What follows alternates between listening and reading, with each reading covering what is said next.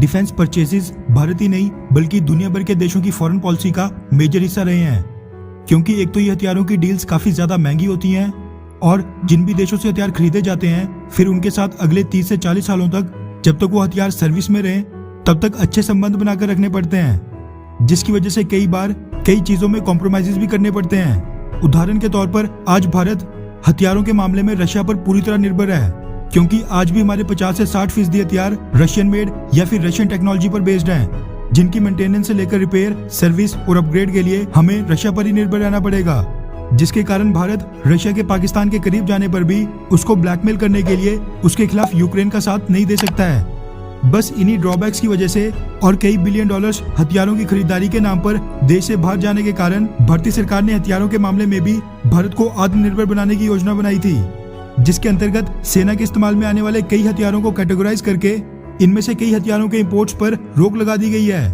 यानी कि अब ये सभी हथियार मेड इन इंडिया होंगे और भारतीय कंपनियों से खरीदे जाएंगे, जिससे सालाना कई बिलियन डॉलर्स तो बचेंगे, लेकिन भारतीय डिफेंस इंडस्ट्री को बूस्ट मिलने के साथ साथ भारत में कई लाखों लोगों को रोजगार भी मिलेगा। देश बेशक आज की डेट में कोरोना वायरस और सेकंड वेव से जूझ रहा हो, लेकिन राष्ट्र की सुरक्षा से संबंधित नीतिगत फैसले आए दिन लिए जा रहे हैं ताकि भारत की सुरक्षा में कोई भी कमी पेशी न आए।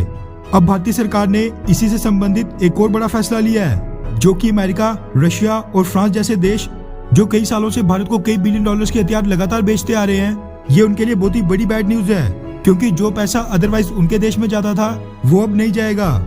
दरअसल पिछले कल भारतीय सरकार ने ऐलान किया है कि वो देश के प्राइवेट सेक्टर से 17,500 करोड़ की लागत के हथियार खरीदेगी। इससे पहले सरकार पर यह आरोप लग रहा था कि इंडिजिनाइजेशन के नाम पर सरकार भारत के प्राइवेट सेक्टर की डिफेंस कंपनियों को बड़े ऑर्डर्स ना देकर बस अपनी सरकारी कंपनियों को दे रही है, जबकि जब बात दूसरे देशों से हथियार खरीदने की आती है तब अमेरिका, फ्रांस, रशिया इन सभी देशों की प्राइवेट कंपनियों से ही कई बिलियन डॉलर्स की बड़ी बड़ी डील की जाती हैं। जिसके बाद पिछले कल डिफेंस सेक्रेटरी अजय कुमार ने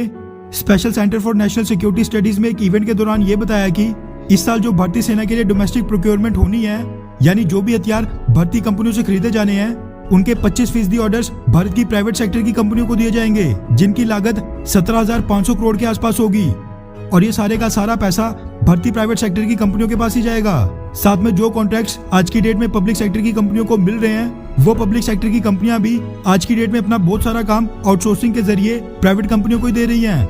जिसकी वजह से डोमेस्टिक प्रोक्योरमेंट का टोटल 50% के आसपास पैसा भारत की प्राइवेट सेक्टर की कंपनियों को ही मिलेगा।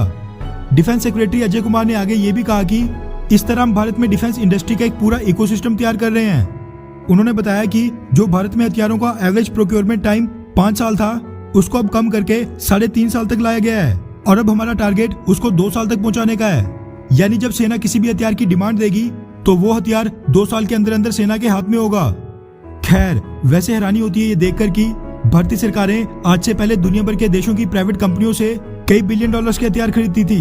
लेकिन जब भारत अपने देश में प्राइवेट सेक्टर की कंपनियों से हथियार खरीदने की बात आती थी तब उनको सिक्योरिटी थ्रेट याद आ जाता था। वहीं अभी नया भ्रम फैलाया जा रहा है कि विदेशों की जगह भारतीय कंपनियों से हथियार खरीदने से उनकी गुणवत्ता यानी क्वालिटी में भारी कमी आएगी।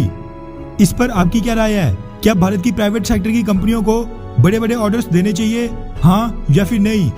नीचे कमेंट करके अपनी राय जरूर बताएं।